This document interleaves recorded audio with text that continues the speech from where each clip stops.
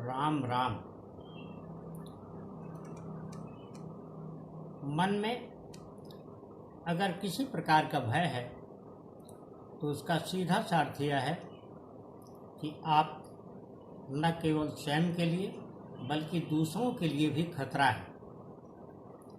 दूसरों के लिए खतरा होने की बात भी स्वयं के लिए कष्टमय है, स्वयं के लिए हानिकारक है। लेकिन अगर आप स्वयं के लिए खतरा है तो यह और भी अधिक खतरनाक है, क्योंकि वह आत्मविश्वास को क्षीण करती है। आत्मविश्वास तब प्रबल होता है जब हम सच और सद्ज्ञान के साथ खड़े होते हैं। सच और सद्ज्ञान को बनाए रखने के लिए आत्मविश्वास का होना बहुत ज़रूरी है, और आत्मविश्वास कभी कोरा नहीं होता। विदुर नीति का एक श्लोक है, अनुसूयुः कृत प्रज्ञः शोभनान्या चरम सदा। अनुसूयुः कृत प्रज्ञः शोचनान्या चरम सदा न कृष्णम महदाप्नोति न कृष्णम महदाप्नोति सर्वत्र च विरोचते। इसका आशय यह है कि बुराई में हमेशा प्रवृत्त रहने वाला, यानी अच्छाई में बुराई देखने वाला, दूसरों का उपहास उड़ाने वाला, दूसरों का मजाक बनाने वाला, अन्यायी अपराधी प्रवृत्ति के और कुटिल लोग हमेशा पाप कर्मों में लिप्त रहते हैं और एक दिन मुसीबतों में घिर जाते हैं। दरअसल अच्छाई या बुराई एक ऐसी स्थिति है जो हर किसी में होती है। हर किसी में कोई न कोई अच्छाई और कोई न कोई बुराई होती है। उदाहरण के लिए हम यहाँ निर्जीव पत्थर को लें। पत्थर की एक प्रवृत्ति होती है, एक आदत होती है, जिसको कभी कह सकते हैं कि वह कभी ऐसी स्थिति में नहीं होता कि पिघल जाए, लेकिन उसकी एक अच्छाई भी है कि वह कभी बदलता नहीं है। पत्थर हमेशा स्थायी, अडिग और सुदृढ़ बना रहता है, और इसके नतीजे में आलम यह होता है कि मनुष्य को जब भी उसके इस गुणों की पहचान होती है, वह उसको मूल्य देकर के भी प्राप्त करता है और उसका उचित उपयोग करता है।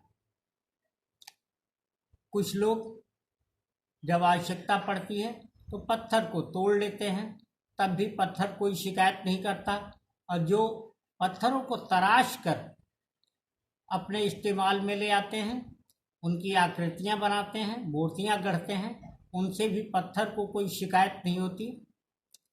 हमारी प्रवृत्तियां इस प्रकार से होनी चाहिए।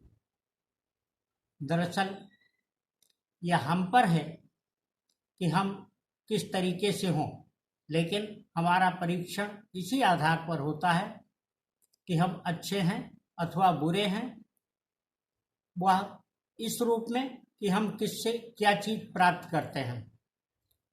उदाहरण के लिए हम जीवन में देखें, फूल जो हमारे चारों ओर होते हैं, पार्क में, क्यारियों में, गमलों में, उन्हीं फूलों को हम तोड़कर जब उनसे आकर्षित होते हैं, अपनी इच्छा अनुसार उनका उपयोग करते हैं और उपयोग के उपरांत उनको फेंक देते हैं। उनसे हमारा लगाव केवल उनका उपयोग रखने तक होता है, चाहे हम उनसे किसी प्रकार का रस निकालें या उनकी सुगंध या उनकी जो सुंदरता होती है उसकी हमें आवश्यकता हो। उसी फूल से आकर्षित होकर के भौरा उसके पास जाता है, बहुत मधुर स्वरों में गाता है। वह उसी से पराग निकालकर, रंध्र निकालकर अपना पोषण करता है और मस्त उसी का चक्कर लगाता है। मधुमक्खियाँ, उनके स्वभाव को जरा देखिए। वो फूलों के पास जाती हैं, फूलों से पराग कण निकालती हैं। पराग कण निकालने के उपरांत उससे वह अपना पोषण तो करती ही हैं, छत्ता भी बनाती हैं। और छत्ते से बनाई हुई मधु को हम मनुष्य प्राप्त करते हैं और उसको अपने विभिन्न उपयोगों में लाकर उससे उसका बेहतर उपयोग करते हैं और हमेशा इस बात का यत्न करते हैं, इस बात की चाहत रखते हैं कि हमें मधु और मिले। इसका आशय यह है कि वास्तव में हम चाहते क्या हैं। प्रत्येक चीज इस बात पर निर्भर करती है, प्रत्येक वस्तु इस बात पर निर्भर करती है।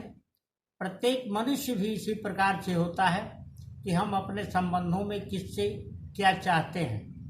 जिसकी हमें आवश्यकता होती है उसके लिए हमें सदियों बहुत अच्छे भाव रख करके उसको निकालना चाहिए, लेकिन उनमें किसी प्रकार का दोष या कमी देखने की तरफ प्रवृत्त नहीं होना चाहिए। हम अगर उनमें रह जाएंगे तो इससे हम अनचाही मुसीबत को अपने पास आमंत्रित कर लेते हैं और अपने साथ स्थितियों को सुखद बना लेते हैं। सुखद बनाने के बजाय दुखद बना लेते हैं। सुखद बनाने के लिए आवश्यक है कि हम जिन चीज़ों से भी, जिनसे भी, वो चाहे व्यक्ति हो अथवा वस्तु हो अथवा स्थान विशेष ही क्यों न हो, उससे उसका सही उपयोग करने के बारे में प्रवृत्त हों।